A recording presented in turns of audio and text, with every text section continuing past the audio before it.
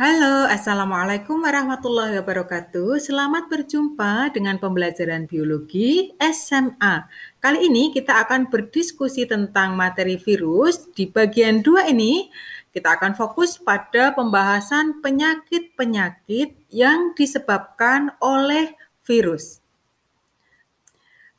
Anak-anak, virus memiliki sifat parasit obligat, artinya virus hanya bisa hidup jika berada di dalam sel hidup. Artinya virus dapat menginfeksi suatu sel hidup, baik itu sel hewan, sel tumbuhan, sel manusia maupun sel mikroorganisme, dan infeksi itu menyebabkan penyakit pada organisme-organisme tersebut.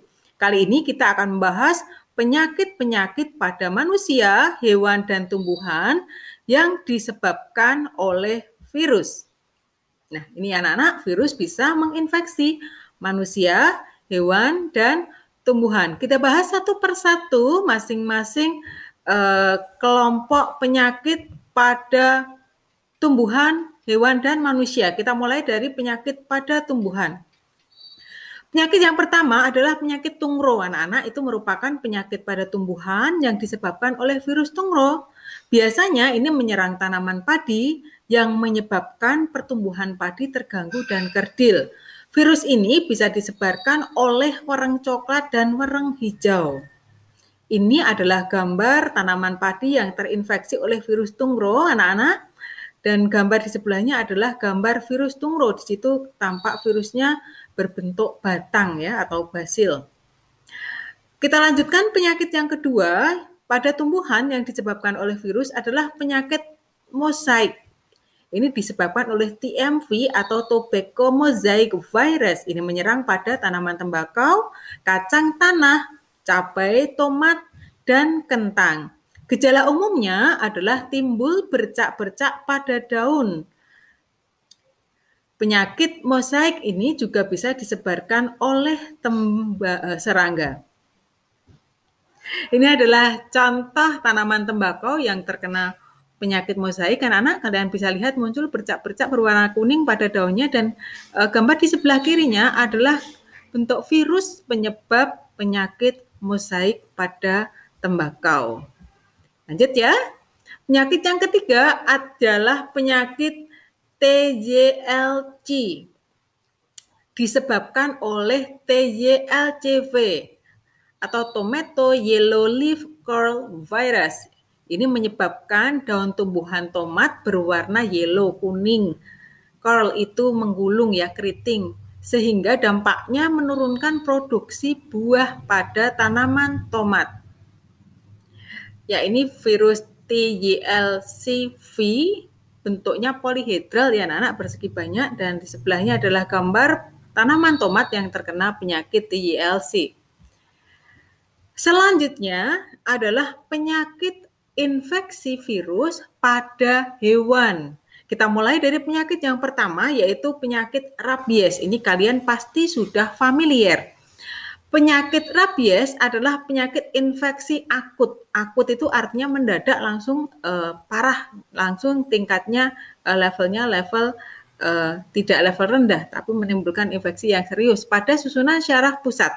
Disebabkan oleh virus jenis rhabdovirus. Penyakit rabies ini dapat menular ke manusia melalui gigitan atau air liur hewan penderita. Perlu kalian ketahui, rabies ini bisa diderita bukan hanya oleh anjing anak-anak, melainkan oleh serigala, rubah, tikus, kucing, kelelawar, kelinci, sapi, kuda, dan kambing. Ini hati-hati ya pada hewan-hewan ini, terutama hewan-hewan yang sudah terinfeksi rabies. Penyakit rabies bisa dicegah dengan pemberian vaksin rabies pada hewan-hewan tersebut. Gambar di sebelah kiri adalah gambar virus rhabdovirus anak-anak berbentuk basil, dan ini berikutnya adalah ciri-ciri hewan anjing yang terkena penyakit rabies. Dia selalu menjulurkan lidah, takut pada kondisi terang, sehingga dia selalu berusaha menempati tempat yang gelap anak-anak. Galak, dia lebih agresif, mudah menyerang, kemudian mengeluarkan air liur berlebihan, dan ini ciri yang khas adalah ekornya diselipkan di bawah perut. Itu ciri-ciri anjing yang terkena penyakit rabies. Jadi kalau bertemu atau menemukan anjing yang dengan ciri-ciri tersebut, segera dihindari atau dilaporkan ke dinas terkait. Penyakit yang ketiga, anak-anak, adalah penyakit mulut dan kuku pada hewan ternak. Seperti halnya namanya, penyakit ini menyerang organ mulut dan kuku pada hewan-hewan ternak, yaitu sapi, domba, babi, kambing, kerbau, dan hewan liar yang berkuku belah, misalnya gajah. Ini disebabkan oleh aptovirus, ya anak-anak. Gejala utamanya adalah munculnya vesikula atau benjolan kecil pada bagian lidah, bibir, mukosa pipi, dan ujung kaki. Ini menyebabkan dia lesu, gelisah, dehidrasi, malas berdiri, dan pincang. Ini karena kakinya banyak terdapat vesikula. Penyebaran melalui udara, kontak langsung maupun melalui makanan. Dan seperti halnya rabies bisa dicegah dengan vaksinasi pada hewan ternak. Ini adalah contoh hewan ternak yang terinfeksi terkena virus PMK. Anak-anak, kalian bisa melihat ada banyak vesikula pada lidah, bibirnya, dan bagian dalam mulutnya. Dan sebelah kanan adalah gambar virus penyebab PMK. Nah, sekarang kita di bagian yang ketiga, ini nanti kita bahas lebih panjang anak-anak, yaitu penyakit-penyakit pada manusia yang disebabkan oleh virus. Penyakit yang pertama adalah gondongan. Ini perhatikan, gondongan berbeda dengan gondok ya anak-anak. Kalau gondok adalah penyakit pembengkakan kelenjar tiroid. Sedangkan kalau gondongan adalah penyakit pembengkakan kelenjar parotis atau kelenjar ludah parotis. Pembengkakan ini disebabkan karena infeksi virus jenis paramyxovirus. Pembengkakan dan rasa nyeri akan lebih terasa saat menelan makanan yang berasa asam. Ini adalah struktur virus paramyxovirus yang menyebabkan penyakit gondongan. Kita lanjut penyakit yang kedua anak-anak, yaitu herpes. Nah, herpes. Herpes ini menyerang pada sel epitel. Sel epitel biasanya terbanyak pada kulit ya anak-anak. Setelah terjadi infeksi, virus tidak akan keluar dari tubuh dan tetap laten pada sel-sel syaraf. Jadi tidak bisa lenyap sepenuhnya dari tubuh manusia. Bisa menular juga dengan kontak langsung dengan sel epitel yang terinfeksi, dan ini disebabkan oleh virus herpes simplex. Bisa berupa virus HSV1, bisa juga virus HSV2. Ya. Ini adalah gambar virus herpes simplex berbentuk bulat, anak-anak. Kita lanjut, berikutnya adalah masih menyerang kulit anak-anak, yaitu cacar variola atau smallpox. Ini cacar nanah nih anak-anak ya, yaitu penyakit infeksi virus dengan gejala kompleks dan sangat menular. Pada beberapa kasus ini bisa menyebabkan kematian. Masa inkubasinya 12 hari. Dimulai dengan demam selama 1-5 hari, tubuh terasa lesu, diikuti dengan munculnya vesikula pada kulit. Pustula yang membentuk kerak, itu isinya nanah nggih. Disebabkan oleh virus variola dan bisa dicegah dengan vaksin orthopox virus. Jadi makanya untuk pada balita biasanya mendapatkan vaksinasi untuk cacar. Ini adalah gambar virus yang menyebabkan penyakit variola atau cacar variola. Kita lanjut ya. Kalau tadi cacar nanah, maka ini cacar air. Lebih ringan dari cacar nanah, anak-anak. Cacar air varicella atau chickenpox merupakan penyakit ringan yang mudah menular, terutama pada anak-anak. Ditandai dengan timbulnya vesikula dan selaput lendir. Ini isinya bukan nanah, melainkan serupa air yang lebih kental gitu. Disebabkan oleh virus varicella. Selain cacar air varicella, juga ada penyakit herpes zoster. Ini sama sebenarnya dengan penyakit cacar air, namun biasanya banyak diderita oleh orang dewasa. Perbedaannya kalau tadi cacar varicella itu disebabkan oleh infeksi virus varicella yang pertama, anak-anak, sedangkan herpes zoster disebabkan pengaktifan kembali virus laten di ganglia sensorik, artinya serangan kedua atau ketiga pada manusia dewasa, biasanya seperti itu. Ini adalah gambar dari virus varicella, merupakan virus DNA yang bersifat infeksius atau menginfeksi manusia. Penyakit yang berikutnya yang disebabkan oleh virus pada manusia adalah hepatitis. Sesuai dengan namanya, ini yang terkena adalah hepar atau hati. Jadi hepatitis adalah gangguan fungsi hati dan saluran empedu yang bisa menyebabkan kematian. Hepatitis ini dapat menular melalui cairan tubuh atau peralatan makan dan minum penderita. Maka biasanya penderita hepatitis itu disarankan menggunakan alat makan dan minum secara terpisah. Ada 5 macam hepatitis anak-anak, hepatitis A sampai E, di mana penyebabnya berbeda-beda variasinya ya. Hepatitis A itu virus HAV genus Heparnavirus. Hepatitis V disebabkan virus HBV dari genus Orthohepatnavirus. Hepatitis C disebabkan oleh virus HCV genus Hepacivirus. Hepatitis D disebabkan oleh virus HDV dari genus Deltavirus. Hepatitis E disebabkan oleh virus HEV dari genus herpes virus. Ya, ini adalah salah satu contoh gambar dari virus penyebab penyakit hepatitis. Ya, infeksi pada hati. Selanjutnya adalah campak atau morbili. Campak atau morbili adalah penyakit yang disebabkan virus yang namanya morbilivirus. Masa inkubasinya 7-11 hari anak-anak, gejalanya demam, bersin, batuk, pilek, mata merah, dan timbul ruam bercak coklat pada kulit. Campak dapat menular, namun 1 kali infeksi campak dapat memberikan kekebalan seumur hidup. Jadi biasanya anak atau orang yang sudah pernah terkena campak itu di masa depan tidak akan terkena lagi, seperti itu.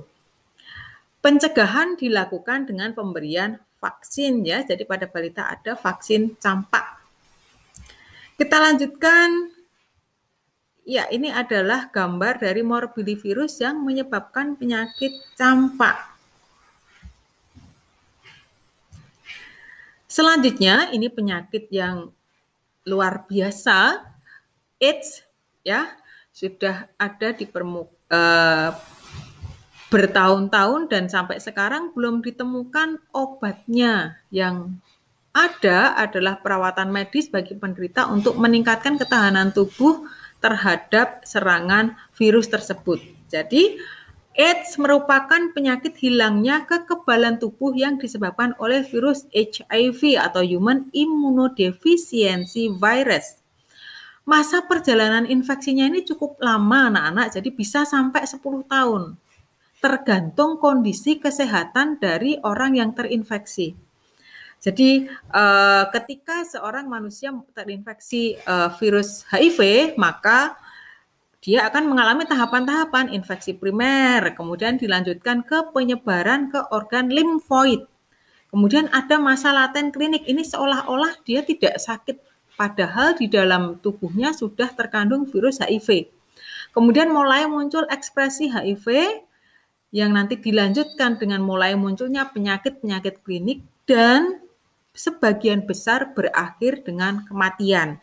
Jadi mulai dari infeksi primer sampai muncul gejala penyakit klinik itu bisa sampai 10 tahun. Justru inilah yang menyebabkan penyakit HIV persebarannya sangat luas. Karena orang yang di dalam tubuhnya sudah terdapat virus HIV itu ketika masih belum menunjukkan gejala klinik itu dia masih sehat, bisa melakukan perjalanan, berinteraksi dengan orang, menikah, sehingga berpotensi menularkan kepada orang lain. Ini masih tentang penyakit AIDS ya. Gejala klinis HIV/AIDS ya, biasanya ini yang umum terdapat pada penderita HIV/AIDS adalah diare kronis, diare tidak sembuh-sembuh, penurunan berat badan. Ya, ini anak-anak di gambar ini penderitanya badannya sangat kurus, rasa lelah yang tidak bisa hilang meskipun sudah beristirahat, demam, kemudian sesak nafas dan muncul bercak putih pada lidah.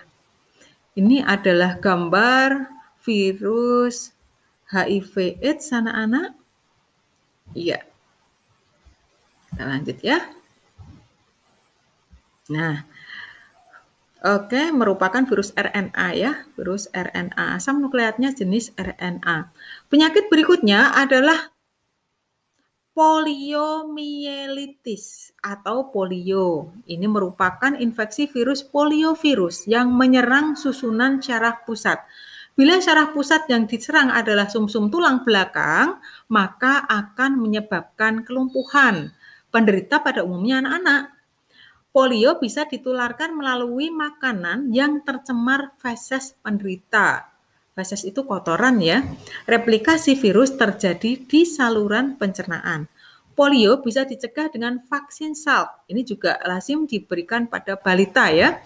Vaksin ini berasal dari virus yang dibiakkan dalam ginjal monyet. Ini adalah gambar dari virus polio anak-anak, masuk golongan virus RNA juga. Ya, penyakit berikutnya yang disebabkan oleh virus ada berbagai jenis tumor, kanker, karsinoma, dan kutil. Ini sejenis benjolan tidak normal pada tubuh. Jadi tumor adalah jaringan yang terbentuk dari sel-sel dengan pertumbuhan melebihi batas normal sehingga membentuk benjolan.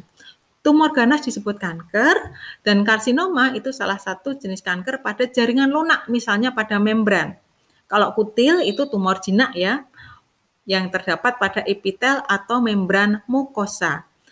Ada beberapa jenis virus yang diduga menyebabkan kanker maupun tumor, yaitu jenis papillomavirus, herpes simplex tipe 2, hepatitis B, dan human lymphotropic atau HTL. Ini adalah contoh kutil atau karsinoma pada basal sel dan pada sel squamosa. Penyakit berikutnya adalah cikungunya anak-anak. Ya, cikungunya adalah penyakit yang disebabkan oleh virus cikungunya, dan virus ini disebarkan oleh nyamuk Aedes aegypti. Gejala yang dirasakan penderita hampir sama dengan demam berdarah. Penderita akan merasakan nyeri yang hebat pada persendian tangan dan kaki sehingga menyebabkan kelumpuhan sementara. Itu cikungunya ya, sakit sekali pada persendian. Ini adalah gambar virus cikungunya beserta nyamuk Aedes aegypti yang menjadi vektornya. Penyakit berikutnya ini sangat mematikan anak-anak adalah penyakit Ebola. Ini pertama kali ditemukan di Zaire pada tahun 1976. Virus ini menyerang sel darah putih makrofag sehingga juga menurunkan kekebalan tubuh. Selain itu juga menyerang jaringan fibroblast, sel-sel jaringan ikat ya. Kemudian menyerang ke organ-organ tubuh sehingga menyebabkan pendarahan. Ya, penyakit ini mematikan. Jadi sangat berbahaya anak-anak. Ini adalah gambar virus Ebola berbentuk spiral ya. Ini gambar virus dibandingkan dengan sel darah merah, relatif cukup besar untuk ukuran virus. Oke, kita lanjutkan. Ini yang masih agak hangat adalah flu burung. Penyakit flu burung atau avian influenza atau AI disebabkan oleh HPAIV, highly pathogenic avian influenza virus, yang pada awalnya hanya menyerang unggas. Namun beberapa varian tertentu, kalian ingat bahwa virus itu mudah mengalami mutasi, mengalami perubahan struktur DNA atau RNA-nya, mengalami mutasi dan dapat menyerang babi dan manusia. Flu burung di Asia disebabkan oleh kelompok virus tipe A dengan strain H5N1, termasuk famili Orthomyxoviridae. Masih flu burung anak-anak. Masa inkubasi virus flu burung itu kalau di dalam tubuh inang 1-7 hari. Gejalanya ini mirip dengan gejala influenza pada umumnya anak-anak ya. Demam, sakit tenggorokan, batuk, mengeluarkan lendir bening dari hidung, nyeri otot, sakit kepala, lemas, sesak nafas, dan radang paru-paru. Penularan virus terjadi melalui udara dan feses atau kotoran unggas. Jadi penting sekali menjaga kebersihan kandang bagi yang memelihara unggas anak-anak. Ini adalah gambar virus H5N1 berbentuk bulat ya. Kita lanjutkan penyakit berikutnya. Ini masih gejalanya serupa dengan flu ya anak-anak. Penyakit SARS atau Severe Acute Respiratory Syndrome ini menyebabkan gangguan akut pada saluran pernafasan dan dapat menyebabkan kematian. Gejalanya apa? Demam tinggi, menggigil, lesu, sakit kepala, nyeri otot, batuk kering, dan sesak nafas. Penyakit SARS disebabkan oleh virus SARS dan penularan melalui udara. Ini adalah gambar selanjutnya, yaitu tentang penyakit influenza. Ini masih menyerang saluran pencernaan anak-anak ya. Penyakit pernafasan influenza itu kadang-kadang juga menjadi wabah di beberapa wilayah di permukaan bumi. Gejala influenza biasanya timbulnya mendadak ya, yaitu menggigil, sakit kepala, batuk kering, demam, nyeri otot menyeluruh. Disebabkan oleh kelompok orthomyxovirus yang berbentuk bulat. Mudah menyebar melalui batuk, bersin, atau kontak tangan dengan penderita. Ini adalah gambar virus influenza. Juga merupakan virus RNA ya anak-anak. Memang sebagian besar virus yang infeksius pada manusia itu jenis virus RNA. Ada sih virus DNA yang menyebabkan penyakit tapi tidak banyak. Ya. Kita lanjutkan, ini yang saat ini masih melanda hampir sebagian besar permukaan bumi ya anak-anak, yaitu penyakit COVID-19. Ini disebabkan oleh virus SARS-CoV-19 atau SARS-CoV-2, anak-anak, itu menyerang saluran pernafasan. Penyakit ini berisiko kematian. Nah, apa sih gejalanya? Saat ini penyakit COVID-19 sudah berkembang menjadi berbagai macam varian ya, berbagai macam varian. Namun di sini kita membahas gejala yang paling umum dari COVID-19 yaitu ada demam, batuk kering, dan kelelahan. Itu yang umum dialami oleh semua orang yang terinfeksi. Namun ada beberapa gejala yang sedikit tidak umum, mungkin tidak dialami oleh beberapa orang yang terinfeksi. Ada rasa tidak nyaman dan nyeri tenggorokan, kemudian diare, konjungtivitis, mata-mata merah, sakit kepala, hilangnya indera perasa atau penciuman, ruam pada kulit, atau perubahan warna pada jari tangan atau jari kaki. Namun jika sudah muncul gejala serius, ini yang perlu penanganan medis serius ya, yaitu kesulitan bernafas atau sesak nafas. Ini berarti infeksi sudah sampai di dalam paru-paru, menyebabkan kerusakan di dalam paru-paru. Nyeri dada atau rasa tertekan pada dada itu karena kesulitan bernafas, kemudian hilangnya kemampuan berbicara atau bergerak. Seseorang dapat tertular COVID-19 melalui berbagai cara, yaitu tidak sengaja menghirup percikan ludah atau droplet yang keluar saat penderita COVID-19 batuk atau bersin. Kemudian yang kedua, memegang mulut atau hidung tanpa mencuci tangan terlebih dahulu. Jadi penting sekali menghindari memegang mulut atau hidung ya anak-anak. Apalagi ini setelah menyentuh benda yang terkena cipratan ludah penderita COVID-19. Kemudian juga kontak jarak dekat dengan penderita COVID-19. Jadi dari paparan tadi beberapa hal yang bisa kita terapkan agar kita terhindar dari tertular penyakit COVID-19. Yang pertama memakai masker ya. Memakai masker, kemudian mencuci tangan dengan sabun. Jadi sering-sering mencuci tangan dengan sabun antara 1 sampai 1,5 jam sekali. Menjaga jarak, kemudian mengurangi mobilitas, mengurangi keluar rumah. Kalau tidak penting sekali, tetaplah tinggal di dalam rumah, kemudian menghindari kerumunan dan menjaga jarak. Dan yang terakhir, yang harus kita upayakan adalah mendapatkan vaksinasi. Ya anak-anak, itu tadi diskusi kita kali ini tentang penyakit-penyakit yang disebabkan oleh virus. Terima kasih sudah menyimak sampai selesai. Semoga bermanfaat. Selamat belajar. Wassalamualaikum warahmatullahi wabarakatuh.